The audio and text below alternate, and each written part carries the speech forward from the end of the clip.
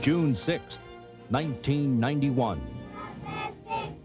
They're poor inner-city children, and they're beating the pants off middle-class kids in the suburbs.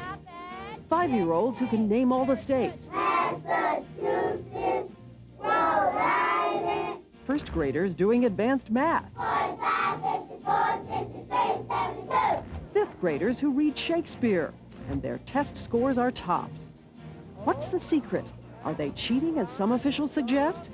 Tonight, meet the principal, who says his critics are racist, and he simply knows the right way to teach kids.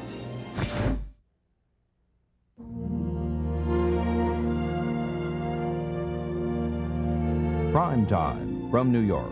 Here now, Diane Sawyer. Good evening. You may have heard the alarm sounded by Education Secretary Lamar Alexander today. He released a study with some really startling results in it. Nearly 1/4 of high school seniors tested couldn't correctly add up the cost of soup, a hamburger, and a soda. More than half of the seniors tested couldn't do 7th grade math. So it seemed just the right time to tell you about a school our chief correspondent Chris Wallace found in Houston. A school full of students who love to learn from neighborhoods that don't make it easy. These kids test so well you'd think it'd be cause for celebration. You may be very surprised to learn that the kids and their principal are treated like outcasts.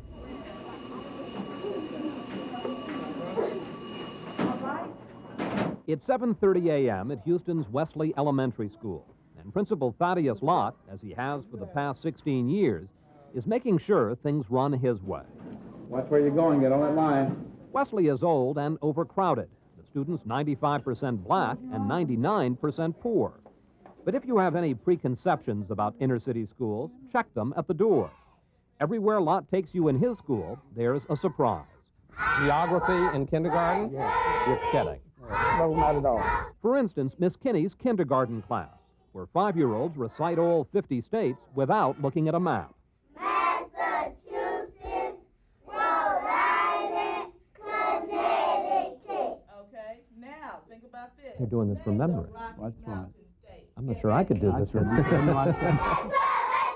You find children doing special work in every classroom. These first graders are doing 3rd grade math, learning to multiply by 9. 9, 18, 27, 36, 45, 54, 63, 72. These 5th graders read Shakespeare and Steinbeck, and then compare and contrast. Macbeth was about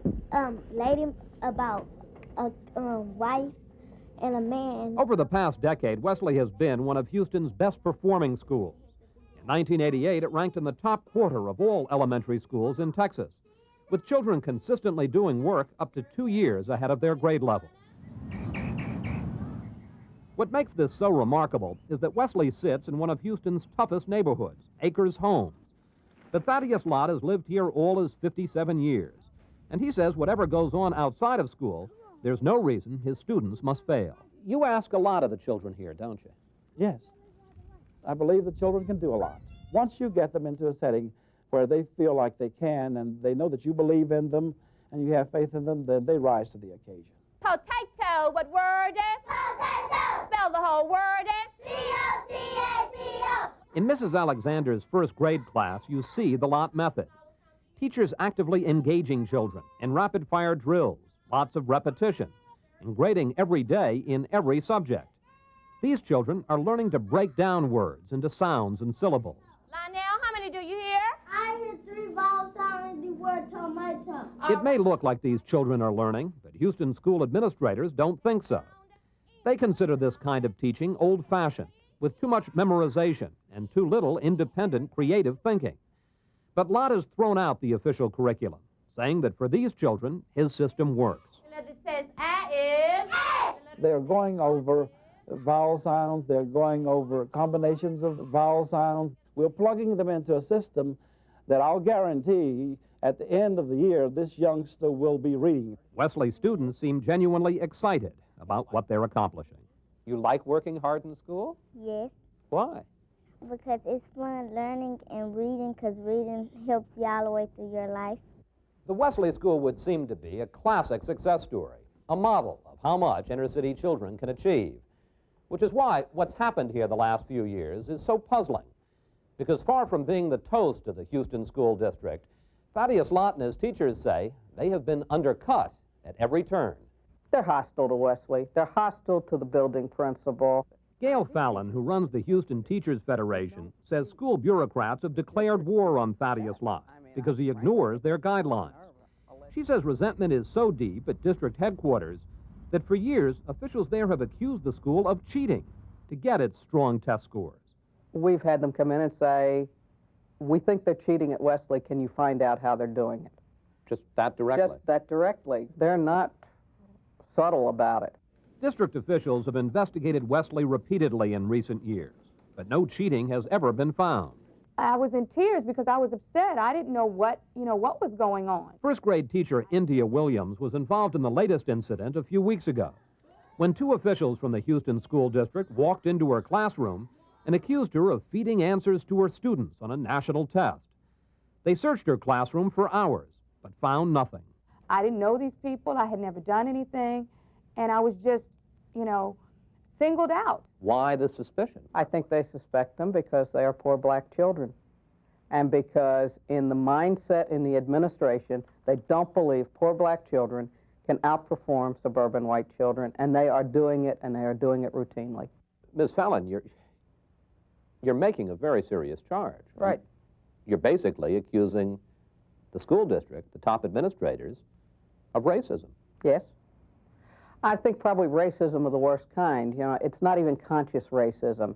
It's a racism of lowering your expectations from minority students. It's totally fallacious. It's absolutely not true. Dr. Joan Raymond has been Houston's superintendent of schools since 1986.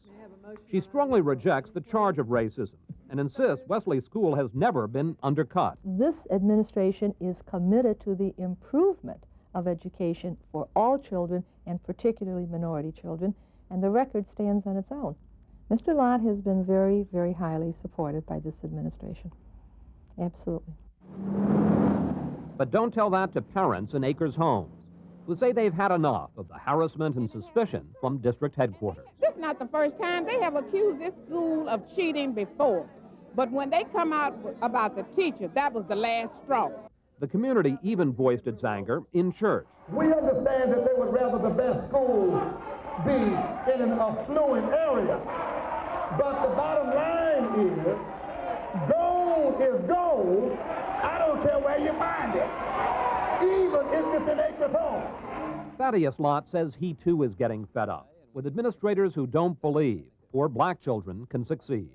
There are people like this in every big city throughout this country who feel like if you're doing what we're doing, even though it works, it doesn't matter. It's just against their philosophy. Thinking caps on. And these people have no place. They should not be making a salary at the expense of these youngsters who will ultimately wind up illiterate, and that's what's happening all over this country. Lott says it's more than just the allegations of cheating, that the bureaucrats have picked on Wesley for years. These kindergarten students write every day in workbooks. The school district complained they were using too much paper. And how about the capital of Illinois? And remember those kids learning their states? Well, the maps were provided by a private donor because the bureaucrats won't pay for them. According to the official supply list, children this young don't need maps. I have no idea what you're talking about. And I am totally unaware of any curriculum anywhere that says maps cannot be used. But we showed Dr. Raymond a copy of the school district guidelines. School supply list. And it says, no maps below the third grade. I don't need to look at it. I'm simply telling you that there is a curriculum in place. I don't even support that kind of a statement, and I don't even know why it's in there. More than 100 Houston schools get help from corporate sponsors provided by the school district. In some cases, thousands of dollars in money and supplies. But for some reason, Wesley has been shut out of that program. How many companies have you sent to the Wesley School? I don't know the answer to your question. What if I told you the answer was 0? Well, I guess I'll just have to ask my staff why. And I guess we'll also have to ask why there probably has been no request coming in from the school. In fact, the school has repeatedly requested a business sponsor, without success. Last year, Houston's Tax Research Association, a government watchdog group, went around the school district straight to Wesley. They needed help. They needed some immediate help. George Scott says his group raised $10,000, for the school to buy paper and workbooks and maps. And he says he sent a blunt warning to the school district, backing Wesley's principal. You better stop messing with this man. He has powerful friends now, and we want people like Thaddeus Lott to be able to educate the children and to have the support which they deserve. First word, your turn. Despite all of this, Superintendent Raymond maintains she's well aware of the remarkable work children do at Wesley, work that's been praised on the front pages of Houston's newspapers. And she maintains she has a good relationship with the principal. He likes to do things his own way, and I don't think there's anything wrong with that. Some people say I like to do things my own way, too. That's why we get along so well. You do get along well? Oh, sure, absolutely. I'm a big supporter of Thaddeus's. Up until October 1990, she had never been to this school. She had been the superintendent here for 4 years, and she'd never come to visit Wesley? No. Why did it take you 4 years to set foot in the school? There's absolutely no answer to that. I can assure you that it was not deliberate. Time does fly when you're in a job like this. Didn't you ever just want to go over and pat him on the back and frankly see how their program works? He has been patted on the back a lot. I know that's not what she really thinks. That's not what she says privately about Mr. Lott. She said, oh, he's just a clown. He's looking for a promotion. It's not real. That SOB is doing nothing but trying to move up in the system. She has said that? Yes. It's not so. It's absolutely not so. I have not ever made such a statement. That's simply not true. What's certainly true is that the school district doesn't think much of Lott. Almost every week, out-of-town educators come to study his school. But the Houston School District has never asked him to train its teachers, and never, in 16 years, offered him a promotion. I'm going to say that if I were another color, I wouldn't be sitting out here for 16 years, not even 5, having done what we've done. Call it whatever you want to. If you were white, the response to you would have been different. Yes.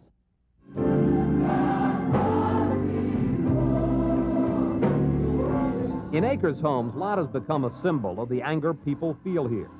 Anger towards highly paid bureaucrats who refuse to believe in their children. Children who are thought not to be able to achieve can blow your mind because God has given every one of us a brain.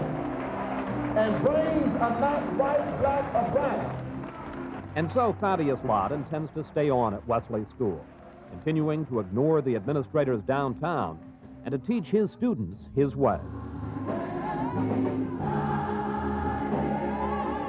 We have too many people who have low expectations of children.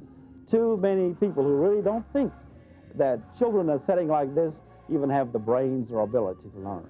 And what is the truth about those kids? The truth about them is that they can learn, and that's what we've proven. A final note. Next Monday is Dr. Joan Raymond's last day as Houston School Superintendent. She was forced to resign over a variety of issues not directly related to the Wesley School. So far, no replacement has been named, and a lot of Wesley supporters don't think this necessarily means that the school's troubles are over.